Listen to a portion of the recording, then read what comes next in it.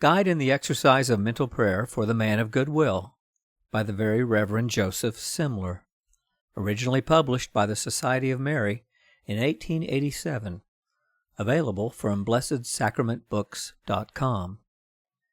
Chapter 8, Part 1. How to make the considerations and in what the, quote, prayer of meditation, end quote, consists. The introduction to mental prayer, such as we have explained it, is about to be embodied with meditation itself.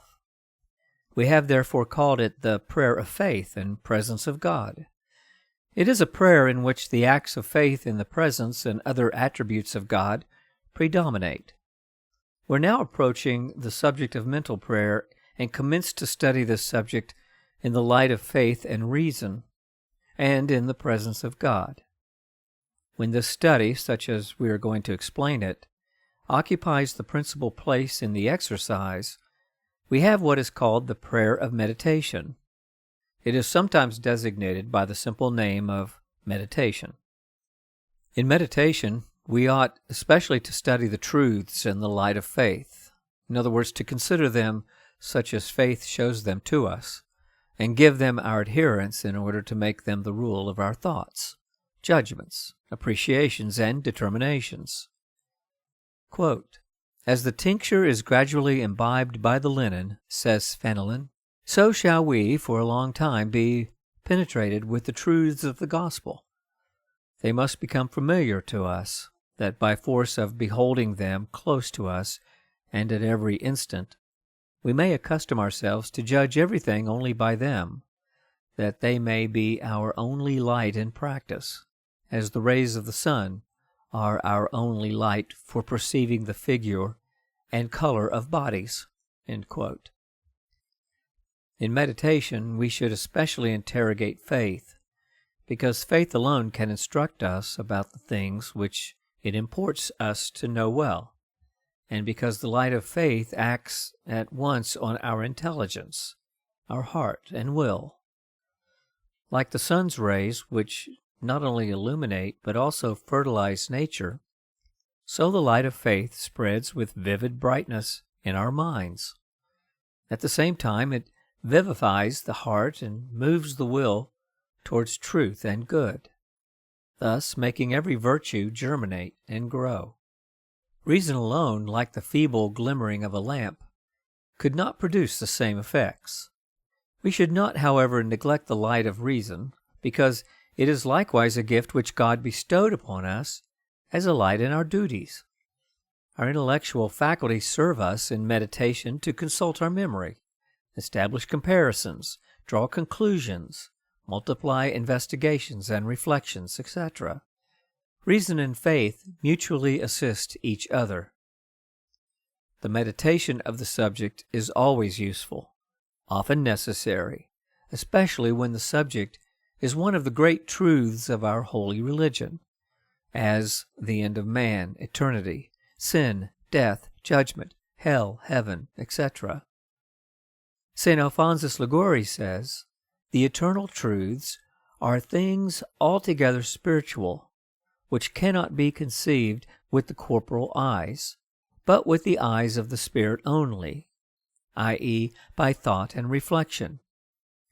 Those persons that do not practice mental prayer do not therefore see into these truths. This is why they have no idea of the importance of salvation, nor of the means they must take to arrive thereat.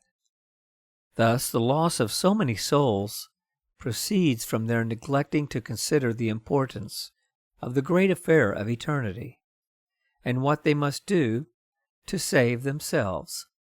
Desolatione desolata est omnis terra, quia nullus est qui recogit corde.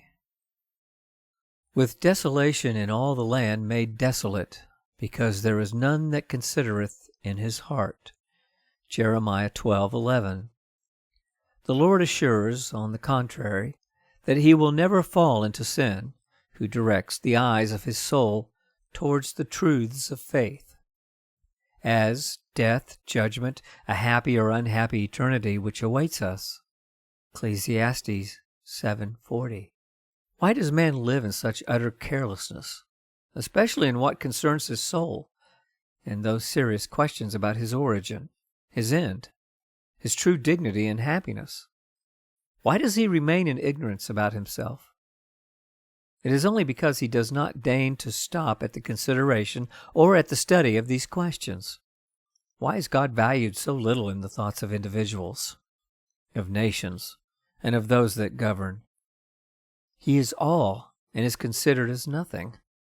He is, despite our forgetfulness of his rights, the Master, who has the first and last word everywhere. Why do we not see it? It is our want of reflection that produces this blindness. Why do most Christians make so little account of their dignity as children of God, as brothers and co-heirs of Jesus Christ, as temples of the Holy Spirit, as sanctuaries of the adorable Trinity? Because they have never sounded these ravishing mysteries by meditation, and because these words are for them void of meaning. Behold why that which is most honorable is least sought for and esteemed.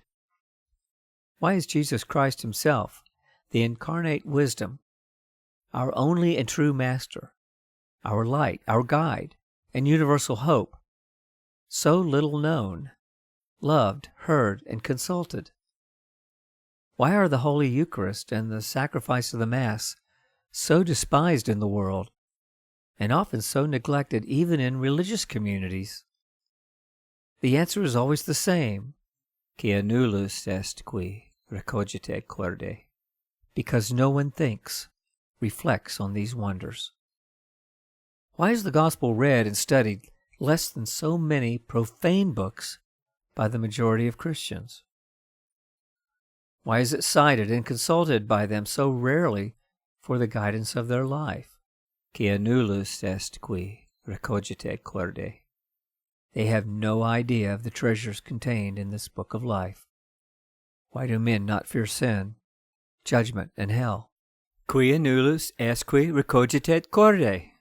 Why are they obstinate in following the maxims of the world, since their falsehood has been proved for thousands of years? For the experience of centuries confirms this assertion of St. James. For this is not wisdom descending from above, but earthly, sensual, diabolical. James 3. In a word, why are men, even Christians, in their ordinary conduct, so light-minded, so thoughtless, so unreasonable, so inconsequent, so foolish, so absurd, as to make one shudder? Why do they allow themselves to be guided in their conduct by prejudices and current opinions, by the wind that blows, by the allurements of blind passions, and by human respect?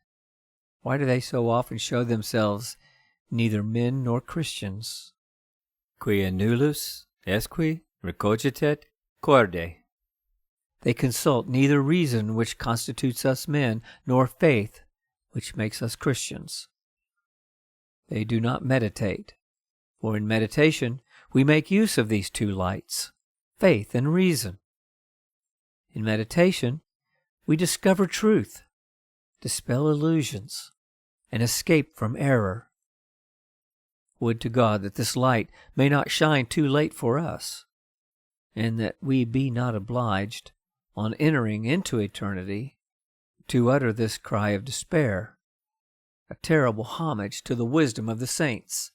Ergo erravimus. We have then erred. We pitied those who, each day, devoted an hour to meditation, and now do we see them among the number of the children of God, whereas we became wearied on the ways of error and iniquity. One single truth, constantly meditated upon, would suffice to make us wise and lead us to our end. A proof thereof is St. Francis Xavier, who made as his own the following maxim, quote, "What doth it profit a man, if he gain the whole world and suffer the loss of his own soul?" End quote. A proof of it is likewise St. Aloysius Gonzaga, who often asked himself this question: "Of what use will this be to me for my eternity?" St. Augustine asks how we can avoid this abyss which engulfs mankind. Quote, "Woe to thee, O torrent of custom among men! Who will stop thy impetuous drift? When wilt thou be dried up? How long yet shalt thou draw the unhappy children of Eve into this immense and formidable ocean?" St. Augustine answers by his example and teachings. It is only the meditation of the great truths that can constitute our fulcrum and force in the victorious struggle against this torrent. In fine, we repeat, without meditation, we can be neither men nor Christians. With the persevering practice of meditation, we shall infallibly come to conduct ourselves as men and Christians. We have nothing else to add for recommending to you the daily practice of meditation, properly so called, and to give you an esteem for this part of mental prayer, which we have called the considerations. But you will say, "It is not easy, and not given to everyone to make considerations." Drive from your mind as a temptation of the spirit of lies the thought that you cannot make considerations on account of your levity and inconstancy, the want of your mental or intellectual formation. The least cultivated mind can do what God asks of us in meditation. And really, St. Francis of Paula, St. Francis of Assisi, St. Catherine of Siena, St. Teresa of Jesus, St. Rose of Lima, St. Mary Magdalene of Pazzi, and a host of others have arrived at the most sublime degrees of meditation without ever having studied human sciences. Remember especially the examples of St. Felix of Catalis, who died in 1597. This saint passed the first 28 years of his life in directing the plow and keeping flocks. He afterwards joined the order of Capuchins, in which he filled the office of Castant for 40 years, going, during the greater part of each day, from house to house, through the streets of Rome. For all his instruction, he had learned the principal mysteries of our holy religion, and knew by heart the Pater Ave, Credo, and Gloria Patri.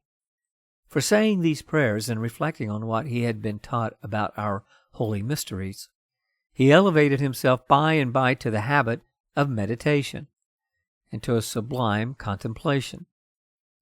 Soon he found in all he saw and heard occasions of knowing God better, of admiring and loving him the more.